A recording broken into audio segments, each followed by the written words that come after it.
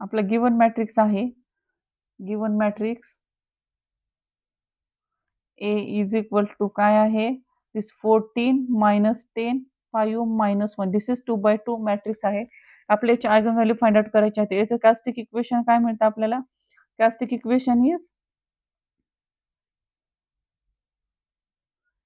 Equation याचं काय आहे, determinant of A minus lambda I is equal to 0.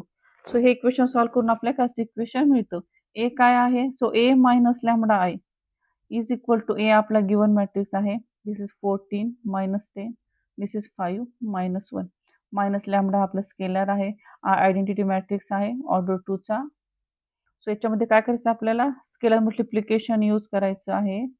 This is 5 minus 1 लॅम्बडाने ब्रॅकेटमधल्या टर्म्सला मल्टिप्लाय करायचं, lambda into 1 this is lambda 0 this is 0 lambda. आता subtraction of this two matrices subtract करायचे आपल्याला. काही मग 14 minus lambda this is 14 minus lambda minus 10 minus 0 minus 10 येतील हे 5 minus 0 दिस इज आणि -1 minus lambda. हा काय आपल्याला A minus lambda I मिळाला. So determinant of A minus lambda I is equal to 0 solve करून आपल्याला कॅस्टिक इक्वेशन मिळतं. मग काय येईल आपल्याला ही, this is 14 minus lambda minus 10 5 minus 1 minus lambda is equal to 0. आता काय आपल्याला ह्याचा डिटर्मिनंट सॉल्व्ह करायचा. डिटर्मिनंट कसा येईल याचा, क्रॉस मल्टिप्लिकेशन. मग काय, this is 14 minus lambda into this -1 minus lambda minus काय येईल 5 into -10 this is 5 this is -10 is equal to 0.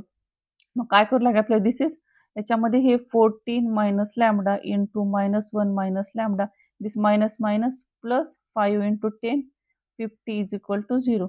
आता या दोन्ही ब्रॅकेट मल्टिप्लाय करून घेऊया. This is 14 into -1 minus 14 this is 14 into this minus lambda minus 14 lambda this is minus lambda into -1 this is plus lambda in minus lambda into this minus lambda is plus lambda square plus 50 is equal to 0. आपण आता lambda square अगोदर लिहूयात. हे lambda square minus 14 lambda plus lambda is minus 13 lambda.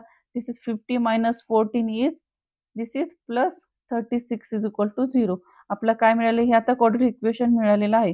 याचे route find out करायचे. याचे route कसे find out करायचे, की ज्यांची ऍडिशन ही -13 आली पाहिजे आणि त्यांचं मल्टिप्लिकेशन 36. मग काय येतील हे लॅम्बडा स्क्वेअर, काय मग हे 9 आणि this is 4 this is 9 lambda. आपण 13 ला लिहूयात -9 lambda -4 lambda plus 36 is equal to 0. मग याच्यामधून काय येईल, याच्यामधून आपण लॅम्बडा कॉमन घेऊयात आणि याच्यामधून -4.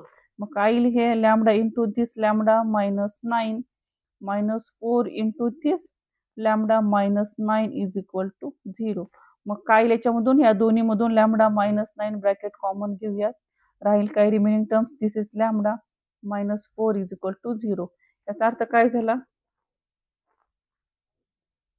So this gives lambda is equal to 4, 9 म्हणजे lambda is equal to 4 and 9 these are the eigen values.